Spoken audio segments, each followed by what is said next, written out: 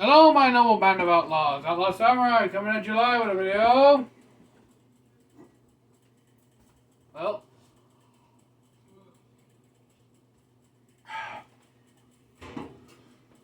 we all know about the Cold Steel Warrior O series katana.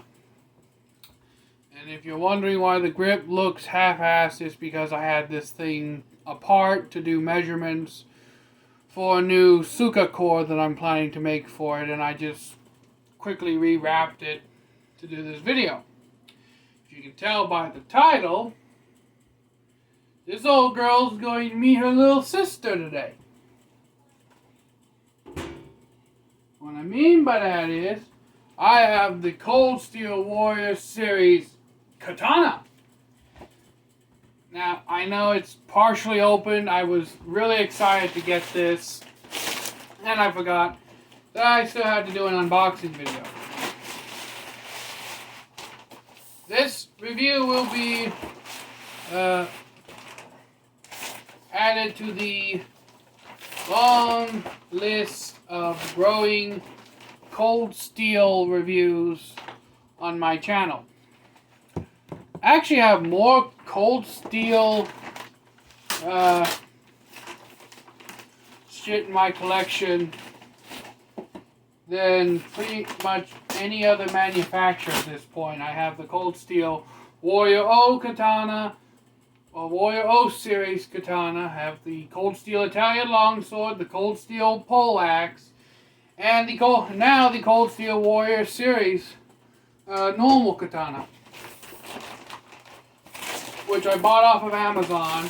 And I was a little iffy on Amazon because I kept seeing different measurements for this thing, and then I finally realized what they were doing. They were using Cold Steel's model numbers on their site to differentiate the swords.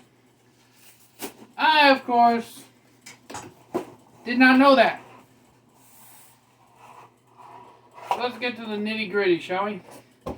Amazon, before I finish pulling this sword out, I want to make a little something I noticed between Amazon and Cult of Athena when it comes to Cold Steel.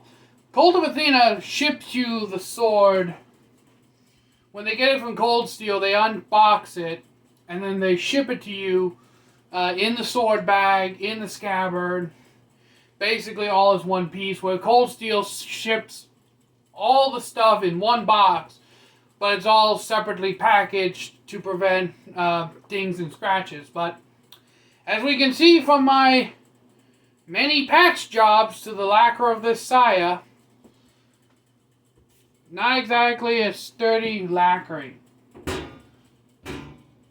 But as what I've come to realize from Cold Steel, you don't pay Cold Steel with their weapons. You don't pay for the accoutrement, as it was. You don't pay for the glitz and glamour of the fittings. You pay for the blade. Okay? The blades are what you pay for. So with this review, I'm going to do a little something different. I'm going to go through each piece separately, similar to what I did with the Italian longsword stuff. So first we'll go with the Sire.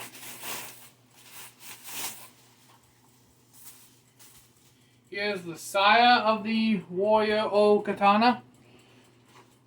It features the same blackened iron fittings as its older sister. The same kuigata. Everything is basically the same, even the Sageo cord, just shorter. And honestly, holding the two side by side, yeah, I honestly think they just take the O katana Sire and cut it off to match the blade at this point, because the width of the koiguchi on this Sire is the same width as under the koigata of the O katana Sire. So here's the Sire. Very light.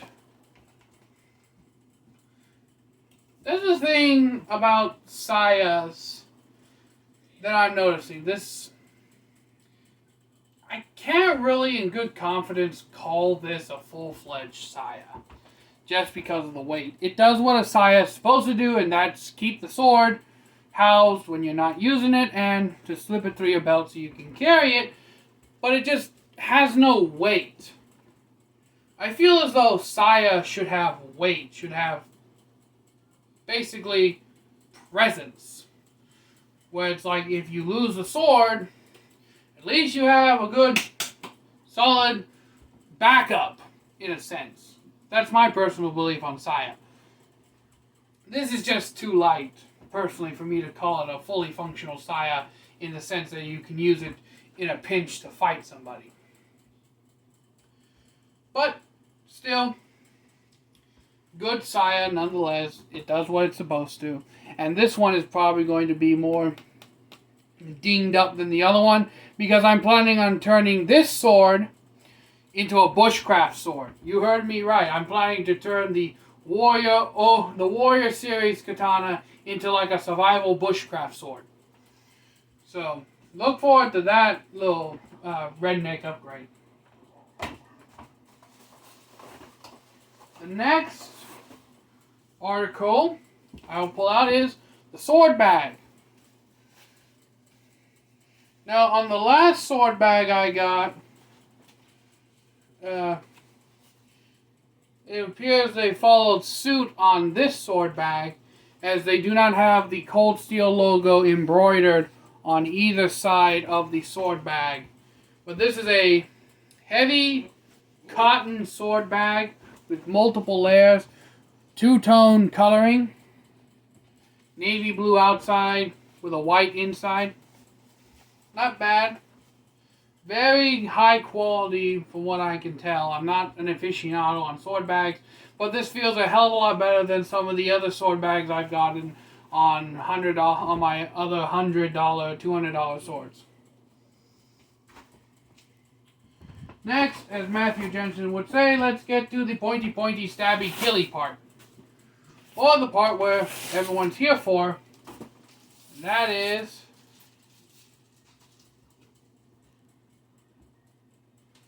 the sword. This grip is actually feels a lot better than the old katana did when I first got it. This grip feels more like my Dragon King Winter Sun, and oh my god, this sword is just perfectly balanced for the size. It's got all that little ootsens schmutzens all over it, the oil that the sword comes in. So, I'll be right back.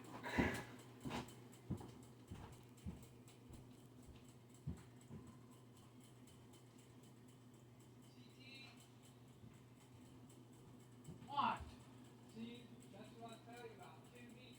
It's fine. I'll download it in a minute. I'm back. So, I had to get something to wipe all the schmutz and yucky stuff off the sword. I mean, that, my friends, is quite yucky. But yeah, I'm liking this. Factory edge. This time when I do the cutting video for this sword, I will not sharpen it beforehand, so you can see factory edge, which I neglected to do with the old katana. But yeah, I'm noticing a very distinct difference between the normal Warrior Series katana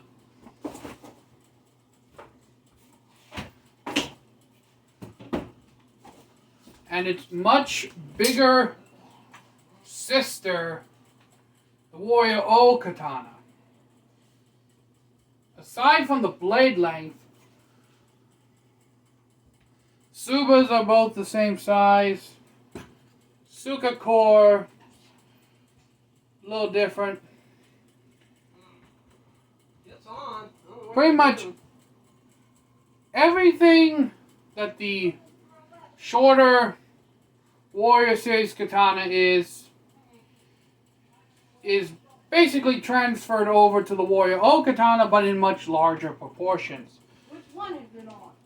The kashira on the O katana is far larger than the kashira on the normal Warrior Series katana. And my God, this feels great in the hand.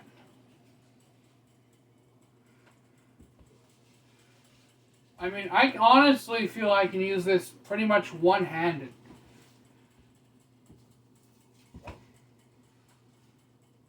It's very lively in my hand. And I don't know why Matthew Jensen says he doesn't like this sword.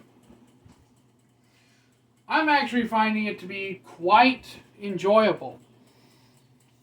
Now, the specs on this sword is pretty much same steel as the normal Warrior Series katana. Yes. It's 1055. And full tang, real Samegawa ray skin, although I think they use a slightly higher quality Samegawa on the O katana, simply because it's almost double the price. And let's see.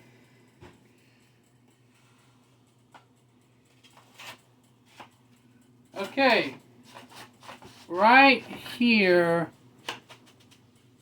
there's a bind from hell. Right about here, there's a bind from hell. So I'm noticing a binding issue in the scabbard.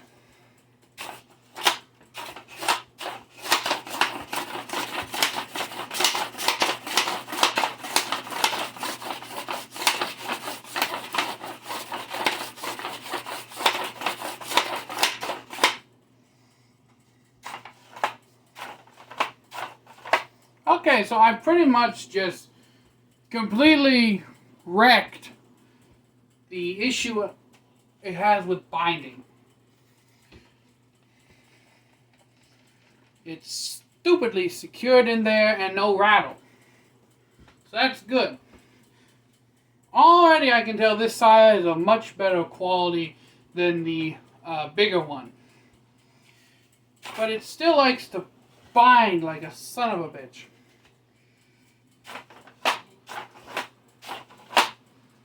That will loosen as I use it, because the way I plan to utilize this thing is pretty much carrying it on my back.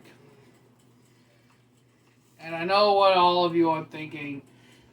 Oh, Outlaw Samurai, you can't draw a sword from your back. That's anime, Hollywood bullshit shenaniganizings. Well, if you've seen some of my other videos, I've already proven that it can be done. And I've drawn the longer Winter Sun katana successfully from my back before. So a shorter 28-inch blade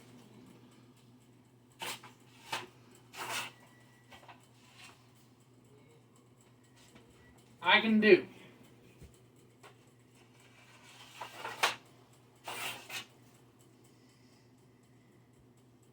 So yeah. So it's going to be a bushcraft sword. Its lifespan is predominantly going to be on my back.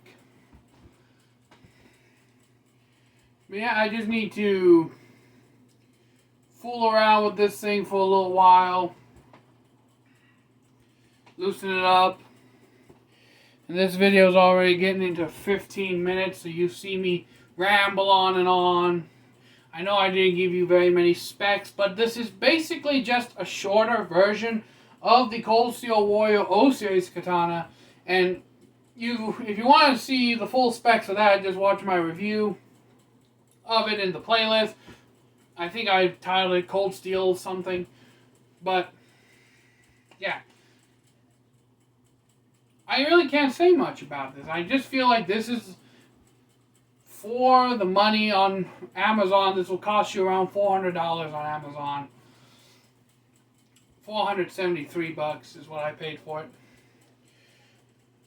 But, yeah, I just feel like this is a slightly better sword. Just in terms of its handling. Now, if I had to choose which sword that I had to grab in a hurry and bug the hell out of a place, like I could only grab one of my swords in a hurry and bug out, honestly I'd have to go with this sword. Like if a zombie apocalypse suddenly sprung out, I'd have to go with this sword simply because it's much thicker than the Warrior O Series katana.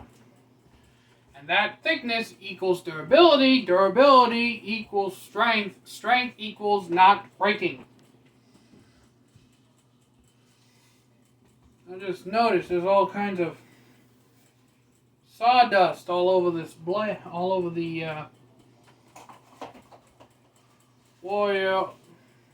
regular warrior katana.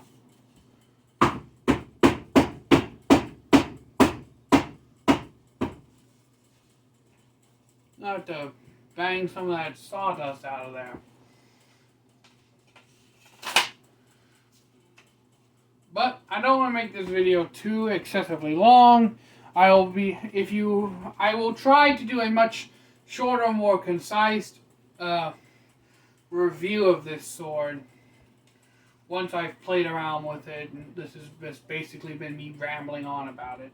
But in any case, until next time, my noble band of outlaws, Outlaw Samurai, tells all y'all, be crazy rednecks, be safe and use your weapons, and I'm out. Peace.